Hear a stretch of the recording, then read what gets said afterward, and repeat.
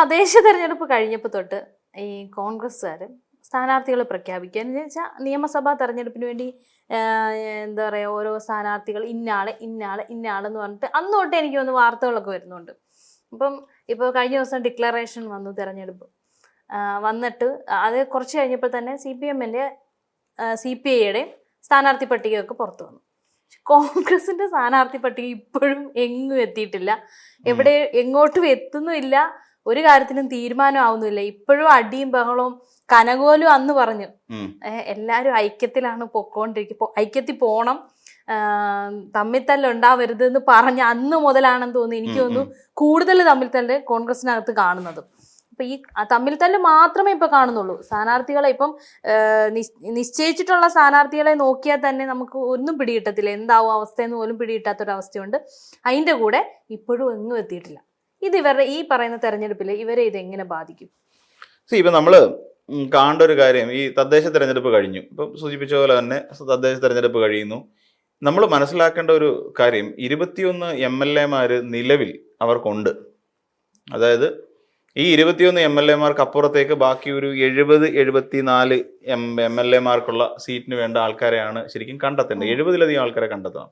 അതുകൊണ്ട് ഇപ്പോഴത്തെ കണക്ക് പ്രകാരം വേണ്ട 95 സീറ്റിലാണ് UDF അല്ലെങ്കിൽ കോൺഗ്രസ് പാർട്ടി മത്സരിക്കാൻ പോകുന്നത്. ബാക്കിയെല്ലാം 150 ഫില്ല് ചെയ്യുന്നത് ഈ പറയുന്ന ആൾക്കാരെയൊക്കെ ഇതിനു മുമ്പ് നമ്മൾ പറഞ്ഞിട്ടുണ്ട്. അത്രയും സീറ്റുകൾ എന്തായിരുന്നാലും കോൺഗ്രസ് മത്സരിക്കും എന്നുള്ള കാര്യം. അപ്പം ഇനിയും കണ്ടെത്തേണ്ടത് ബാക്കിയുള്ളവരെ കണ്ടെത്തണം. സിറ്റിംഗ് MLA-മാർക്ക് ആദ്യം ഈ സിറ്റിംഗ് MLA-മാരെ പ്രഖ്യാപിച്ചാൽ പോരായിരുന്നു. എന്തുകൊണ്ടാണ് സിറ്റിംഗ് MLA-മാരെ പോലും പ്രഖ്യാപിക്കാതിരുന്നത്? സിറ്റിംഗ് MLA-മാർ എവിടെല്ലാം ഉണ്ടായിരുന്നു? അവരെ ആരെയും പ്രഖ്യാപിച്ചില്ല. പ്രഖ്യാപിക്കാതെ അതെല്ലാം മാറ്റിവെച്ചിരുന്നു. എന്നിട്ട് ഏറ്റവും ഒടുവിൽ കഴിഞ്ഞ ദിവസം, അതായത് ഇലക്ഷൻ പ്രഖ്യാപിച്ച് 24 മണിക്കൂറിനകത്ത് ഞങ്ങളുടെ സ്ഥാനാർത്ഥി പട്ടിക പുറത്തുവിടുമെന്നാണ് VD സതീശൻ വീമ്പിളാക്കിയത്. ഇത് ചോദിക്കുമ്പോൾ VD സതീശൻ മാധ്യമങ്ങളുടെ നേരെ കയറത്തോണ്ടില്ല. നിങ്ങളുടെ ഡിഗ്നിറ്റിക്ക് പ്രശ്നം ഉണ്ടാവും, നിങ്ങൾക്ക് കുഴപ്പമാണ്, നിങ്ങളുടെ റെപ്യൂട്ടേഷനെ ബാധിക്കും, ഇതാണെന്നൊക്കെ പറഞ്ഞിട്ട് മാധ്യമങ്ങളുടെ നേരെ ക്ഷുഭിതനായിട്ട് വല്ല കാര്യമുണ്ടോ? ഒരു CPM എന്ന് പറയുന്ന ഒരു പാർട്ടി 4:30 ഇലക്ഷൻ അനൗൺസ് ചെയ്യുന്നു, 5 മണിക്ക് സ്ഥാനാർത്ഥി പട്ടിക പ്രഖ്യാപിക്കുന്നു, 5:30 റോഡ് ഷോ നടത്തുന്നു. വളരെ പങ്ക്ച്വലായിട്ട് പോകുന്ന, വളരെ കൃത്യമായി പോകുന്ന, സംഘടനാപരമായി തന്നെ പോകുന്ന ഒരു സംവിധാനം CPM എന്ന് പറയുന്ന പാർട്ടിക്കകത്തുണ്ട്. CPM-നോട് CPI-ക്കും ഉണ്ട്. അതായത് ഇലക്ഷൻ ഞായറാഴ്ച ദിവസം 5:30 ആയപ്പോൾ എല്ലാ സ്ഥാനാർത്ഥികളും പര്യടനത്തിനായി അല്ലെന്നുണ്ടെങ്കിൽ പ്രചരണം ആരംഭിച്ചു എന്നുള്ളതാണ് CPM-ന്റെ ലക്ഷ്യം. എന്ന് വെച്ചാൽ 3 ദിവസം മുന്നേ തന്നെ അതായത് ഇപ്പോഴത്തെ കണക്കനുസരിച്ച് കോൺഗ്രസിനേക്കാൾ 3 ദിവസം മുന്നേ തന്നെ അവർ പ്രചരണം ആരംഭിച്ചു. ഒരു മുഴം മുന്നിലെത്തി അവര്. ഇവിടെ കോൺഗ്രസ് ചെയ്യുന്നത് എന്താ? ജനങ്ങൾ ഇത് കണ്ടുകൊണ്ടിരിക്കുകയാണെന്നേ, ജനം ഇങ്ങനെ വീക്ഷിച്ചുകൊണ്ടിരിക്കുക. ഒരു വശത്ത് കുറേയധികം സ്ഥാനാർത്ഥികളെ പുറത്തെ അടിക്കാൻ പലയിടങ്ങളിലും പോസ്റ്റർ പ്രചരണം. ഒരു കോൺഗ്രസിന്റെ ഒരു മുതിർന്ന നേതാവ് ഇവിടുത്തെ പാർട്ടിയെ മുഴുവൻ അസ്ഥിരപ്പെടുത്തിക്കൊണ്ട് എനിക്ക് സ്ഥാനാർത്ഥിയാവണമെന്ന് നാഴികയ്ക്ക് 40 വട്ടം ഉരുവിട്ടുകൊണ്ട് ഡൽഹി പോകുന്നു, അവിടെ പോയി പ്രശ്നം ഉണ്ടാക്കുന്നു, കേരളത്തിൽ വന്ന് പ്രശ്നം ഉണ്ടാക്കുന്നു. ഇതൊന്ന് ആലോചിച്ച് നോക്കൂ. എനിക്ക് സ്ഥാനാർത്ഥിയാകുക എന്ന് പറയുന്നത്, കണ്ണൂരിൽ നിന്ന് എനിക്ക് സ്ഥാനാർത്ഥിയാവണമെന്നുകൊണ്ട് സുധാകരൻ കിടന്നിട്ട് ബഹളം ഉണ്ടാക്കുകയാണെന്നേ. ഇതൊക്കെ ജനം കാണുകയല്ലേ. അദ്ദേഹത്തെ സുധാകരനെ കണ്ണൂരിൽ നിന്ന് ലോക്സഭയിലേക്ക് ജയിപ്പിച്ചു വിട്ട കുറച്ചധികം ആൾക്കാർ കണ്ടുകൊണ്ടിരിക്കുക. അവരെന്താ ചിന്തിക്കുക? എടാ, ഞങ്ങൾ ഒരു ദിവസത്തെ എൻ്റെ പണിയും കഴിഞ്ഞിട്ട് അല്ലെങ്കിൽ എൻ്റെ പണിക്കാശും കളഞ്ഞിട്ട് ഒരു ദിവസം ക്യൂവിൽ നിന്നിട്ട് ഇങ്ങേർക്കിട്ട് ലോക്സഭാ തെരഞ്ഞെടുപ്പിന് വോട്ട് കുത്തിയിട്ട് എൻ്റെ വോട്ട് മേടിച്ചുകൊണ്ട് അങ്ങേര് ലോക്സഭയിൽ പോയി. 2 വർഷം പൂർത്തിയാകുന്നതിന് മുമ്പ് അങ്ങേര് പറയാം ഞങ്ങൾക്ക് നിയമസഭ മതിയെന്ന്. ഇപ്പൊ ഈ വോട്ട് ചെയ്തവന്മാര് മണ്ടന്മാരായി. സുധാകരന് വോട്ട് ചെയ്തവരെല്ലാം മണ്ടന്മാരായി. ഇതൊന്ന് ആലോചിച്ച് നോക്കൂ. ഇത് വോട്ടർമാരെ അപഹസിക്കുന്നതിന് തുല്യമാണെന്നേ. വോട്ടർമാര് വിലയില്ലാത്തവരായി മാറുന്ന ഒരു തുല്യമാണ്. എന്താണെന്നറിയോ, ഈ തദ്ദേശ തെരഞ്ഞെടുപ്പ് കഴിഞ്ഞപ്പോഴത്തേക്കും വലിയൊരു കോൺഫിഡൻസ് ഉണ്ടായി. അതായത് ഞങ്ങൾ എന്തായാലും നിയമസഭാ തെരഞ്ഞെടുപ്പിൽ ഞങ്ങൾ ജയിക്കും, ഞങ്ങൾ ഇനി തുടർഭരണം ഞങ്ങളുടേതായിരിക്കും എന്നുള്ള ഒരു ഓവർ കോൺഫിഡൻസ് ഈ പറയുന്ന LDF-ന് അല്ലെങ്കിൽ കോൺഗ്രസിന് വന്നിട്ടുണ്ട്, ഉറപ്പായിട്ട് വന്നിട്ടുണ്ട്. അപ്പം അതുകൊണ്ട് തന്നെയാണ് ഈ വെപ്രാളം. സത്യം പറഞ്ഞത് ഈ അധികാരമോഹം എനിക്ക് തോന്നുന്നു ഇപ്പോഴാണ് എനിക്ക് ഈ അധികാരമോഹം ശരിക്കും പറഞ്ഞാൽ ഇത് തന്നെ കാരണം. ആ ഒരു ഓവർ കോൺഫിഡൻസ് ഇപ്പോഴും ഉണ്ട് അവർക്ക്. അത് തീർച്ചയായിട്ടും ആ ഒരു ഓവർ കോൺഫിഡൻസിന്റെ പുറത്തു നിന്നുള്ള കളിയാണ്. ഇവിടെ എന്തോ ഭരണവിരുദ്ധ വികാരം അങ്ങോട്ട് നടമാടിക്കൊണ്ടിരിക്കുന്നു എന്നൊരു തോന്നലുണ്ട്. ചുമ്മാതാണെന്നേ. ഇവരെന്ത് വികസനം ചർച്ച ചെയ്യാത്തത്? കേരളത്തിലെ വികസനത്തെ കുറിച്ച് എന്തുകൊണ്ടാണ് കോൺഗ്രസോ അല്ലെങ്കിൽ UDF ചർച്ച ചെയ്യാത്തത്? എന്തുകൊണ്ടാണ്? മുട്ടുപറയ്ക്കും. കാരണം അവർക്ക് ചർച്ച ചെയ്യാനില്ല. അവർ കൊണ്ടുവന്ന് ശബരിമല സ്വർണ്ണക്കൊള്ള വെക്കും. അപ്പോഴും പ്രതിയാവുന്ന ആരാ? അപ്പോഴും കുറ്റം എന്താ? ഇപ്പൊ കോന്നിയിൽ മത്സരിക്കാൻ വേണ്ടി കോന്നി സീറ്റ് ഒഴിച്ചിട്ടിരിക്കുകയാണ്. ആരാ? അടൂർ പ്രകാശ്. ഉണ്ണികൃഷ്ണൻ പോറ്റി തമ്മിലുള്ള ബന്ധം ജനങ്ങൾക്ക് അറിയാം. അപ്പൊ അവിടെയും പ്രശ്നമാണ്. ഇവരുടെ ആദ്യം ഇവർക്ക് ഒരു തർക്കമില്ലാതെ തർക്കമറ്റ എന്ന് പറയത്തില്ലേ, തർക്കമറ്റ ഒരു സ്ഥാനാർത്ഥി പട്ടിക പുറത്തുവിടാനുള്ള ശേഷി ഇപ്പോഴും കോൺഗ്രസിനില്ല. ഈ കോൺഗ്രസിൽ നിന്ന് തന്നെ എത്ര പേര് പിണങ്ങിപ്പോയി. ഇപ്പൊ ഇതിനു മുമ്പ് നമുക്ക് ചോദിച്ച മറ്റൊരു ചോദ്യമുണ്ട്, കോൺഗ്രസിനകത്ത് നല്ല നട്ടലുള്ള ആണുങ്ങളില്ലാഞ്ഞിട്ടാണോ ഈ പറയുന്ന പി കെ ശശിയെ പിന്തുണയ്ക്കാൻ വേണ്ടിയിട്ട് പാർട്ടി ഒറ്റപ്പാലത്ത് നിൽക്കുന്നത്? തൻ്റെ ഇടമില്ലാത്ത ആണുങ്ങളില്ലാഞ്ഞിട്ടാണോ അമ്പലപ്പുഴയിൽ ജി സുധാകരനെ പിന്തുണയ്ക്കുന്നത്? ഈ പയ്യന്നൂർ RSPക്കാർ പോയിട്ട് പിന്നെ കുഞ്ഞികൃഷ്ണനെ സപ്പോർട്ട് ചെയ്യുന്നത്? ഇപ്പൊ MK പിന്നെ ഗോവിന്ദനെ അവിടെ സപ്പോർട്ട് ചെയ്യുന്നത് ടി കെ ഗോവിന്ദൻ മാസ്റ്റർ എന്തിനാണ് സപ്പോർട്ട് ചെയ്യുന്നത്? ആ തളിപ്പറമ്പിൽ വേറെ ആണുങ്ങളില്ലേ അവർക്ക് മത്സരിക്കാൻ ഇറങ്ങാൻ? അപ്പൊ ഇങ്ങനെ പറയുന്ന UDF അല്ലെങ്കിൽ CPM-ൽ നിന്നും പുറത്തേക്ക് പോയിട്ടുള്ള നേതാക്കന്മാരെ വല വീശി പിടിച്ച് അവരെ സ്ഥാനാർത്ഥികളാക്കാൻ കാത്തിരിക്കുകയാണ് കോൺഗ്രസ്സുകാർ. അവരെ മാത്രമേ എന്നിട്ട് അവരെ പുറത്ത് നിന്ന് പിന്തുണയ്ക്കുക. അവിടങ്ങളിലുള്ളവർക്ക് ഇപ്പൊ നോക്കിയോ, ഇവിടെ വന്നു കഴിഞ്ഞപ്പോ എന്താ, അമ്പലപ്പുഴയിൽ വേറെ സ്ഥാനാർത്ഥി വന്നു, വിമത സ്ഥാനാർത്ഥി വന്നു കോൺഗ്രസിന്റെ. അത് ചെറിയ കക്ഷിയൊന്നും അല്ല. അവിടെ നോക്കിയുള്ളൂ കുട്ടനാട് കോൺഗ്രസ് ഏറ്റെടുക്കണമെന്ന് അവിടെ പ്രാദേശിക തലത്തിൽ വലിയൊരു നീക്കം നടന്നിട്ടുണ്ടായിരുന്നു. അവിടുത്തെ യൂത്ത് കോൺഗ്രസിന്റെ മണ്ഡലം സെക്രട്ടറി വന്നിട്ട് അവിടെ പിന്നെ വിമത സ്ഥാനാർത്ഥിയാവുന്നു. അപ്പൊ കോൺഗ്രസിന്റെ ഐക്യം എന്ന് പറയുന്ന സാധനം, ഐക്യജനാധിപത്യ മുന്നണി എന്നൊക്കെ വെറുതെ പറയാം, ഐക്യമില്ല, ജനാധിപത്യ മുന്നണി അത്ര മാത്രം പറഞ്ഞാൽ മതി. ഇപ്പൊ അടി നടക്കുന്ന ആലോചിച്ച് നോക്കൂ. കെ സുധാകരന് കിടന്ന് പിടിവിട്ടോണ്ടിരിക്കുക. ഇപ്പൊ എൽദോസ് കുന്നപ്പള്ളി കഴിഞ്ഞ ഈ സ്ഥാനാർത്ഥി പ്രഖ്യാപനം കഴിഞ്ഞപ്പോൾ മുതൽ എൽദോസ് കുന്നപ്പള്ളി പറഞ്ഞു നടക്കുക അങ്ങർക്ക് 15,000 സീറ്റ് പിന്നെ ഭൂരിപക്ഷത്തിൽ അങ്ങർക്ക് പരമ്പരാഗതി ജയിക്കാൻ പറ്റുമെന്ന് പറഞ്ഞുകൊണ്ട് ഇങ്ങനെ നാഴികയ്ക്ക് 40 വട്ടം മാധ്യമങ്ങളുടെ മുന്നേ ഒന്ന് പറഞ്ഞുകൊണ്ടിരിക്കുക, എന്നിട്ട് കവിതയും ചൊല്ലുക. ഇതാണ് അവിടെ നടക്കുന്ന ഒരു കാര്യം. ഇപ്പം പിന്നെ ഈ പറയുന്ന പോലെ അലോഷ്യസ് സേവ്യർ എന്ന് പറയുന്ന ഒരാളെ പൂഞ്ഞാറിൽ കൊണ്ട് മത്സരിപ്പിക്കുന്നു. വേറെ ആരെയും കിട്ടിയില്ലേ പൂഞ്ഞാറിൽ നിന്ന് ഒരാളെ പിടിച്ചു നിർത്താൻ? അവിടെ കൊണ്ടുവന്ന് അലോഷ്യസ്, അപ്പൊ അവിടെ പോസ്റ്റർ പ്രചരണം വന്നു.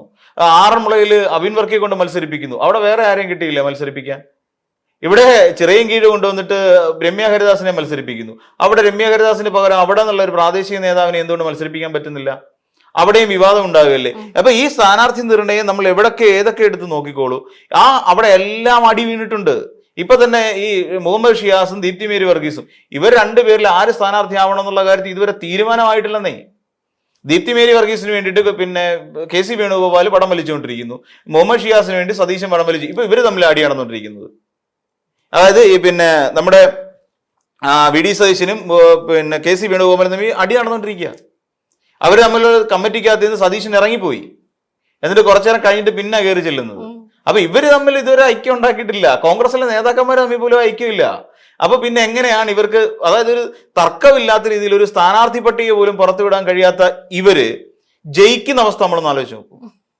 ഈ നേതാക്കന്മാരിൽ ഭൂരിപക്ഷം പേരും ജയിക്കാന്ന് വിചാരിച്ചു. ഒരു 90 അല്ലെങ്കിൽ പോട്ടെ 80 സീറ്റിൽ ഇവർ ജയിച്ചു എന്ന് തന്നെ കരുതുക. 80 പ്രതിനിധികൾ അവിടെ നിയമസഭയിലേക്ക് എത്തുന്നു.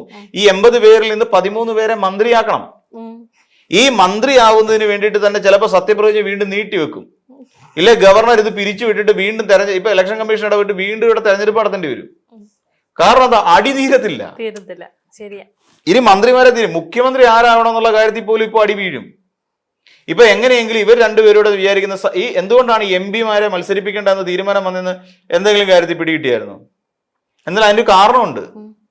MP-മാര് മത്സരിക്കുമ്പോൾ ഉള്ള പ്രശ്നം, ഇവിടെ VD സതീശന്റെയും രമേശ് ചെന്നിത്തലയുടെയും പ്രാധാന്യം നഷ്ടപ്പെടുകയാണ്.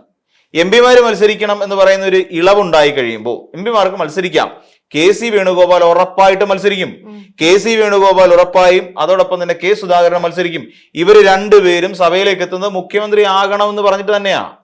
KC വേണുഗോപാലിനോട് എതിർത്ത് പറയാൻ പറ്റത്തില്ല, നിങ്ങൾക്ക് മുഖ്യമന്ത്രി സ്ഥാനം തരത്തില്ല എന്ന് പറയാൻ പറ്റില്ല. അപ്പോൾ സ്വാഭാവികമായിട്ട് രമേശ് ചെന്നിത്തലയുടെയും VD സതീശന്റെയും പ്രോമിനൻസ് പോകും. അപ്പൊ അങ്ങനെ ഒരു തീരുമാനം വന്നു കഴിഞ്ഞാൽ ഞങ്ങൾ രണ്ടുപേരും മത്സര രംഗത്ത് ഉണ്ടാകില്ല എന്ന് രമേശ് ചെന്നിത്തലയും VD സതീശനും കർക്കശമായിട്ട് പറഞ്ഞു കഴിഞ്ഞു. ഞങ്ങൾ രണ്ടുപേരും ഉണ്ടാകില്ല, ഞങ്ങൾ രണ്ടുപേരും ഇല്ല, നിങ്ങളായിട്ട് മത്സരം നടത്തിക്കോ, നിങ്ങൾ ഇറങ്ങാതിരിക്കും, എന്ത് വേണോ ചെയ്തു, എന്നിട്ട് നിങ്ങൾ ഇഷ്ടമുള്ള ഒരു മുഖ്യമന്ത്രി ആയിക്കോ, ഞങ്ങൾ ഇത്തവണ മത്സരത്തിൽ ഞങ്ങൾ സഹകരിക്കില്ല എന്നുള്ള നിലപാട് ഇവർ രണ്ടുപേരും എടുത്തു.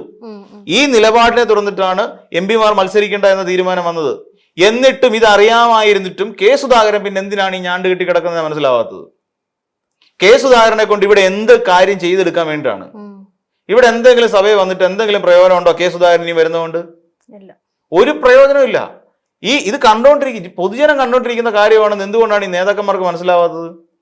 ഇവർ ഈ വിസ്മയം എന്ന് പറയുന്നില്ലേ, ഈ വിസ്മയം എത്രത്തോളം കണ്ടു? ഇവിടെ ഒരു വിസ്മയം നടന്നു പോട്ടെ, കുറെ പേര് കൊഴിഞ്ഞുപോയി, 3 പേര് പാർട്ടിക്കാർ പോയി പോട്ടെന്നേ.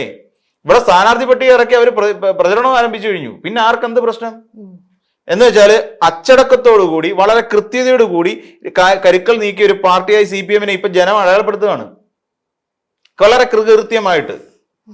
കാര്യം എന്താ, അവിടെ ഒരു ഒരു ഐക്കൺ ഉണ്ട്. ആ ഐക്കണെ ചുറ്റിപ്പറ്റി തന്നെയാണ് ബാക്കി എല്ലാം നിൽക്കുക എന്നുള്ള കാര്യം കൃത്യമായി ജനത്തിന് ബോധ്യപ്പെട്ടു. ആ ഐക്കൺ ഇപ്പൊ മുഖ്യമന്ത്രി ആയിരിക്കുന്ന പിണറായി വിജയനാണെന്നുള്ള കാര്യം ഈ നാട്ടിലുള്ള എല്ലാവർക്കും അറിയാം. അപ്പോൾ അങ്ങനെ വരുന്ന സാഹചര്യത്തിൽ ഇവിടെ ഒരു പറ്റം ആളുകൾ പിണറായി വിജയനോടൊപ്പവും അല്ലെങ്കിൽ പാർട്ടിക്കൊപ്പം നിൽക്കും. ഇവിടെ ഒരു ഐക്കൺ എന്ന് പറഞ്ഞു കഴിഞ്ഞാൽ ഇപ്പം ചെന്നിത്തല പറയും ഞാനാണ് ഐക്കൺ, അപ്പം VD സതീശൻ പറയും ഞാനാണ് ഐക്കൺ, ഇങ്ങനെ പറഞ്ഞുകൊണ്ടിരിക്കും. ഇത് ഒരിക്കലും പൊരുത്തപ്പെടില്ല. ഈ പൊരുത്തക്കേടുകൾ കൊണ്ടാണ് കോൺഗ്രസ് പാർട്ടി ഇങ്ങനെ എല്ലായിടത്തും തറ പറ്റിപ്പോകേണ്ട പ്രധാനപ്പെട്ട കാരണം. ഇനിയും മറ്റൊരു കാര്യം കൊണ്ട് നോക്കിക്കോളൂ. ഇവിടെ CPM എടുത്ത ഒരു കൃത്യമായ ഒരു എഞ്ചിനീയറിംഗ് ഉണ്ട്. ആ എഞ്ചിനീയറിംഗ് എന്താണ്? പ്രധാനപ്പെട്ട നേതാക്കന്മാർ ഇപ്പൊ M സ്വരാജ് നല്ല പ്രാസംഗികനാണ്, നമുക്കറിയാം. M സ്വരാജിനെ കുറിച്ച് ഭയങ്കര ക്വാളിറ്റി ഉള്ള ഒരു മനുഷ്യനാണ് M സ്വരാജ്. M സ്വരാജിന് ഇത്തവണ മത്സരരംഗത്ത് ഇറക്കിയിട്ടില്ല. ഷംസീർ ഷംസീറിനെ മത്സരരംഗത്തേക്ക് ഇറക്കിയിട്ടില്ല. കഴിഞ്ഞ തവണ സ്പീക്കറായിരുന്നു. നമ്മൾ നോക്കിയേ, ശ്രീമതി ടീച്ചർ മത്സരരംഗത്തേക്ക് ഇല്ല, ഗോവിന്ദൻ മാഷില്ല, EP ജയരാജനും P ജയരാജനും MP ജയരാജനും ഇല്ല. ഇതിന് വളരെ ജെയ്ക് സി തോമസ് ഇല്ല. ഇവരെ എല്ലാം ഒഴിവാക്കി നിർത്തിക്കൊണ്ടാണ് ഇത്തവണ സ്ഥാനാർത്ഥി പട്ടിക പുറത്തേക്ക് വിട്ടത്. എന്നിട്ട് ഇനി അതാ പറഞ്ഞു വരുന്നത്, എന്നിട്ട് CPM-നകത്ത് ചെയ്യുന്നുണ്ട് ഈ പറഞ്ഞ നേതാക്കന്മാർ ആരെങ്കിലും എതിർത്ത് ഒരു പ്രതികരണം പറഞ്ഞിട്ടുണ്ടോ? ഈ M സ്വരാജ് പറയാൻ യോഗ്യനായ ഒരു നേതാവാണ്. ഈ പറയുന്ന നമ്മുടെ AN ഷംസീർ പറയാൻ യോഗ്യതയുള്ള കഴിവുള്ള നേതാവ് തന്നെയാണ്. തലപ്പറമ്പിൽ നിന്ന് തലശ്ശേരി, അദ്ദേഹത്തിന് പറയാൻ കഴിവുണ്ടായിരുന്നു. എന്നിട്ട് പറഞ്ഞോ അദ്ദേഹം? ഇല്ല, പറഞ്ഞില്ല. അദ്ദേഹം വേണമെന്നുണ്ടെങ്കിൽ പറയാം പാർട്ടി എന്നോട് കാണിച്ച മര്യാദകേടാണ് എന്ന് പറയാം. അല്ലെങ്കിൽ അദ്ദേഹത്തിന്റെ കുറെ പിണിയാളുകളെ കൊണ്ട് വേണമെങ്കിൽ പോസ്റ്റർ ഒട്ടിപ്പിക്കാം. അവിടുത്തെ തലശ്ശേരിയിൽ ഇപ്പൊ നിൽക്കുന്ന സ്ഥാനാർത്ഥിക്കെതിരായിട്ട് പോസ്റ്റർ പ്രകടനം നടത്താം. എന്നിട്ട് ചെയ്തോ? ചെയ്തില്ല. M സ്വരാജ് വിചാരിച്ചാൽ ഈ നാട്ടിലെ ചെറുപ്പക്കാരെ കൂട്ടാൻ പറ്റും. ഒരു കവലപ്രസംഗം നടത്തിയ കേൾക്കാൻ 100 കണക്കിന് ആൾക്കാർ വരും. എന്നിട്ട് എവിടെയെങ്കിലും M സ്വരാജ് അങ്ങനെ ചെയ്തോ? P ജയരാജൻ ചെയ്തു. പോട്ടെ, എന്തിനേറെ പറയും, മണിയാശാൻ ചെയ്തോ? ഉടുമ്പൻചോലയുള്ള എന്തെങ്കിലും എതിർത്ത് പാർട്ടിക്കെതിരായിട്ട് ഒരു വാക്ക് മിണ്ടിയോ? ഇല്ല, മിണ്ടത്തില്ല. എന്താണ് മിണ്ടാത്തത്? കാരണം ഇവരെ മാറ്റി നിർത്തിയിരിക്കുന്നതിന് പാർട്ടിക്ക് ചില ഉദ്ദേശമുണ്ട്. ആ ഉദ്ദേശം എന്താണെന്ന് ചോദിച്ചു കഴിഞ്ഞാൽ ഇപ്പൊ കോൺഗ്രസ് പാർട്ടിക്ക് ഇല്ലാതെ പോയ ഒരു ഉദ്ദേശമാണ്. ഈ പ്രധാനപ്പെട്ട നേതാക്കന്മാരെല്ലാം കളത്തിലുണ്ട്. ഇവരുടെ VD സതീശൻ പരവൂരുമായി, സണ്ണി ജോസഫ് പേരാവൂര്, ഇവിടെ രമേശ് ചെന്നിത്തല ഹരിപ്പാട് ബ്ലോക്കായി, എല്ലാവരും ലോക്ക്ഡായി. അവർക്ക് അവരുടെ മണ്ഡലം വിട്ടിട്ട് പോകാൻ പറ്റാത്ത അവസ്ഥയായി. ഇവിടെ ഇനിയും വരാൻ പോകുന്നില്ല. എന്താ പറയുന്നത്, രാഹുൽ ഗാന്ധിയും പ്രിയങ്ക ഗാന്ധിയാണ് വരാൻ പോകുന്നത്. എന്നിട്ട് ഇവര് പറയുന്നതല്ല തർജ്ജമ ചെയ്ത് അങ്ങോട്ട് കൊടുക്കുന്നത്. PJ കുര്യൻ അടക്കമുള്ള പാലോട് രവിയെ പോലുള്ള ജനഗണമന പോലും നേരെ ചൊല്ല അറിയുമ്പോൾ നേതാക്കളായിരിക്കും തർജ്ജമ ചെയ്യുന്നത്. അല്ലെങ്കിൽ ഈ പറയുന്ന പോലെ നമ്മുടെ അബ്ദുൽ സലീം സമദാനിയെ പോലുള്ള നേതാക്കന്മാരായിരിക്കും തർജ്ജമ ചെയ്ത് കൊടുക്കുന്നത്. രാഹുൽ ഗാന്ധി പറയുന്നതല്ല പുള്ളി പറഞ്ഞു കൊടുക്കുന്നത്. ഈ ഒരു അവസ്ഥ ഉണ്ടാവും. ഇത് കേട്ടോണ്ടിരിക്കുന്ന ജനം മണ്ടന്മാരാ. അയാൾ ദോശ കഴിച്ച കഥയും പൊറോട്ട തിന്ന കഥയും പെങ്ങളും ഞാനും തമ്മിൽ വഴക്കുണ്ടായി, അമ്മ വഴക്ക് പറഞ്ഞ് എന്നൊക്കെ പറയുന്ന കഥകളൊക്കെ കേട്ടോണ്ടിരിക്കുന്ന ജനത്തിൽ പൊട്ടന്മാരാണോ? എനിക്കറിയാം, ജനം പൊട്ടന്മാരാണോ? രാഹുൽ ഗാന്ധിയുടെ കുടുംബകഥ കേൾക്കാനാണോ ജനങ്ങൾ കൂടിയിരിക്കുന്നത്? വിഡ്ഢിത്തമല്ലേ വയനാട്ടിൽ നിന്നുണ്ട് രാഹുൽ ഗാന്ധി പറഞ്ഞത്. പെങ്ങളും ഞാനും തമ്മിൽ വഴക്കായിരുന്നു, അമ്മ ഞങ്ങളെ വിളിച്ച് വഴക്ക് പറഞ്ഞ് വടിയെടുത്ത് അടിച്ചെന്നൊക്കെ. ഒരു ജനത മുഴുവൻ ഒരു വീടിന് വേണ്ടി കാത്തിരിക്കുന്ന ജനതയുടെ മുമ്പിൽ പോയെന്നുണ്ടോ കുടുംബ പുരാണം പറയുന്നത്? ഇതാണോ ഒരു രാഷ്ട്രീയ നേതാവ് പ്രസംഗിക്കേണ്ടത് ഒരു വേദിയിൽ? അല്ല. അവിടെ പറയേണ്ട കാര്യങ്ങൾ മറ്റൊന്നായിരുന്നു, അത് പറയുന്നില്ല. അപ്പൊ അത് കൊടുക്കണം. ഇത് ഈ പറയുന്ന ഇവിടെ വന്നിട്ട് കേരളത്തിൽ താരപ്രചാരകൻ എന്ന് പറഞ്ഞിട്ട് ഈ രാഹുൽ ഗാന്ധിയെ കൊണ്ടുവന്ന് ജനം തുപ്പിയെറിയും. സത്യം, അത് അങ്ങനെയാണ്. പ്രിയങ്ക ഗാന്ധി നിയമസഭ തെരഞ്ഞെടുപ്പ് അടുത്തിരിക്കുന്ന സമയത്ത് രാഹുൽ ഗാന്ധിക്ക് കിട്ടിയ ഏറ്റവും വലിയൊരു അവസരമായിരുന്നത്. എന്നിട്ട് അതുപോലെ എന്നിട്ട് വേറെ അറിയാമല്ലോ, ഇവിടെ മഹാപഞ്ചായത്ത് എറണാകുളത്ത് നടന്ന പരിപാടി. ഒരാൾ വന്നിട്ട് ഒരു ചോദ്യം ചോദിച്ചപ്പോൾ അവനെ തല്ലാനായിട്ട് അവിടുത്തെ കോൺഗ്രസ് പ്രവർത്തകരെ വളഞ്ഞു. ബീഹാർ പോലെ എന്തുകൊണ്ടാണ് കേരളം ബീഹാറിനെ കാട്ടി വികസിച്ചിരിക്കുന്നത് എന്താണെന്ന് ഒറ്റ ചോദ്യം ചോദിച്ചുള്ളൂ. ആ ചോദ്യം ചോദിച്ചു കഴിഞ്ഞപ്പോഴത്തേക്ക് ഇവിടെ അവനെ എടുത്തുകൊണ്ട് പോകാൻ ഇവിടെ കോൺഗ്രസ് പ്രവർത്തകരുണ്ട്. അവനെ കയ്യിൽ നിന്ന് മൈക്ക് പിടിച്ച് മേടിച്ചു. എന്താ, സ്ക്രിപ്റ്റഡ് ആയിരുന്നു. ചോദിക്കേണ്ട ചോദ്യം നിങ്ങളെ ഈ തന്നിട്ടുണ്ട്. ആ ചോദ്യം മാത്രമേ രാഹുൽ ഗാന്ധിയോട് ചോദിക്കാവൂ. ഈ പ്രിയങ്ക ഗാന്ധിയോ? പ്രിയങ്ക ഗാന്ധി എന്നല്ല, പ്രിയങ്ക വാദ്രയാണ്. റോബർട്ട് വാദ്ര എന്ന് പറയുന്ന ഒരാൾ 170 കോടിയാണ് BJPക്ക് കൊടുത്തത്. അങ്ങനെയുള്ള കുടുംബത്തിൽ നിന്ന് വരുന്ന ഒരു നേതാവാണ് പ്രിയങ്ക ഗാന്ധി. അപ്പം കോൺഗ്രസിനോട് കമ്മിറ്റ്മെന്റ് എങ്ങനെ ഉണ്ടാവും? ഭർത്താവ് കൊടുക്കുന്നത് BJPക്കാരന്. അപ്പൊ അങ്ങനെയുള്ള ആൾക്കാർ ഇവിടെ താരപ്രചാരകരായിട്ട് വരാൻ പോണത്. പിന്നെ ശശി തരൂർ, ഇന്നോ നാളെയോ BJPയിലേക്ക് പോകണോ വേണ്ടേന്ന് ആലോചിച്ചുകൊണ്ടിരിക്കുന്ന ഒരാള് ശശി തരൂർ. ഇവരൊക്കെ വന്നിട്ട് എന്താണ് കേരളത്തെ കുറിച്ച് പറയാനുള്ളത്? എന്താണ് ഭരണവിരുദ്ധത പ്രകടിപ്പിക്കാനുള്ളത്? അതേസമയം ഇവിടെ എന്താ ഇവർ ചെയ്ത് വെച്ചിരിക്കുന്നത്? കൃത്യമായി സംസാരിക്കാൻ അറിയാവുന്ന കുറെ വടക്കൻ മലബാറിൽ തിരിഞ്ഞു നോക്കേണ്ട ആവശ്യമില്ലെന്നേ. അവിടെ ജയരാജന്മാര് 3 പേരും അരയും തലയും മുറുക്കി ഇറങ്ങിക്കഴിഞ്ഞാൽ പിന്നെ മലബാറിന്റെ കാര്യത്തിൽ ചിന്തിക്കുകയേ വേണ്ട. മധ്യ കേരളത്തിലോട്ട് ഇങ്ങോട്ട് ഇറങ്ങി വന്നു കഴിഞ്ഞാൽ എം സ്വരാജും ജെയ്സി തോമസും എല്ലാം കൂടെ ഇവിടുത്തെ കാര്യങ്ങൾ നോക്കിക്കോളും. തെക്കൻ കേരളം വരെ അവരുടെ കൈ സേഫാ പ്രചരണം നടത്താൻ. എം വി ഗോവിന്ദ മാഷ് വേണമെങ്കിൽ 140 മണ്ഡലങ്ങളിൽ എം വി ഗോവിന്ദ മാഷ് വേറൊരു കറക്കം ഇറങ്ങും. ഇതും പോരാതെ വേറെയുണ്ട്. പിന്നെ വി എസ് സുനിൽകുമാർ അടക്കമുള്ള വേറെ CPIയുടെ നേതാക്കന്മാരും മുല്ലക്കര രത്നാകരൻ അടക്കം ഉള്ള നല്ല ഒന്നാന്തരം പ്രഭാഷകരും ഉണ്ട് പാർട്ടിക്കുള്ളിൽ LDFിനകത്ത്. അവരങ്ങ് അരയന്തല മുറുക്കി അവരങ്ങ് ഇറങ്ങും. തീർന്നില്ലേ? ഇതാണ് കൃത്യമായ ഒരു എഞ്ചിനീയറിംഗിന്റെ ഭാഗമായിട്ട് തന്നെ പൊയ്ക്കൊണ്ടിരിക്കുന്ന, വളരെ അച്ചടക്കത്തോടുകൂടി ക്രമത്തോടുകൂടി പോയിക്കൊണ്ടിരിക്കുന്ന ഒരു സംഘടനാ സംവിധാനമാണ് LDFിൻ്റെത്. അവിടെ തർക്കങ്ങളില്ല. ഇനിയിപ്പം ഇവിടെ നോക്കിക്കോളൂ. പിന്നെ ഇനി എത്ര പേര് പിന്നെ ജോസ് കെ മാണിയുടെ ടീമിൽ നിന്ന് ഇറങ്ങി കളിക്കാൻ ആൾക്കാരുണ്ടല്ലോ. ഇവരൊക്കെ കൂടെ ചേർന്ന് വരുമ്പോൾ ഇതിനകത്ത് വളരെ ശക്തമായ ഒരു സംവിധാനമായി ഒരു തെരഞ്ഞെടുപ്പ് പ്രക്രിയയെ വളരെ മനോഹരമായി പ്രചരണ രംഗത്തെ കൊണ്ടുപോകാൻ ഇവർ ഈ നേതാക്കന്മാർ കഴിയും എന്നുള്ള ഏറ്റവും വലിയ പ്രസക്തിയാണ്. അപ്പോഴും ഇവരുടെ തല്ല് തീരത്തില്ല. സത്യം. അപ്പോഴും ഇവരുടെ തല്ല് ഇങ്ങനെ തുടർന്നുകൊണ്ടേയിരിക്കും.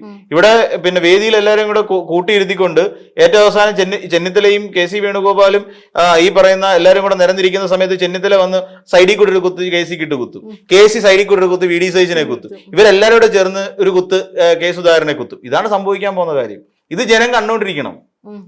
ഇത് സ്വാഭാവികമായി ഒളിയം പെയ്തു എന്ന് പറഞ്ഞിട്ട് നാളെ അല്ലെങ്കിൽ തൊട്ടടുത്ത ദിവസം പത്രങ്ങളിൽ വാർത്ത വരും. ഇതാണ് സ്വാഭാവികമായും കേരളത്തിന് സംഭവിക്കാൻ പോകുന്നത്. ഇതാണ് കോൺഗ്രസ് പാർട്ടിയുടെ ഒരു ദുരവസ്ഥ എന്ന് തന്നെ പറയുന്നതാണ് ശരി. ഇങ്ങനെ അങ്ങോട്ട് മുന്നോട്ട് പോവുകയാണെന്നുണ്ടെങ്കിൽ അടുത്ത തവണ ഈ പറയുന്ന പിണറായി 3.0 എന്ന് പറയുന്ന ഒരു സാഹചര്യത്തിലേക്ക് കാര്യങ്ങൾ എത്തിപ്പെടുന്നുള്ള കാര്യത്തിൽ യാതൊരു സംശയമില്ല.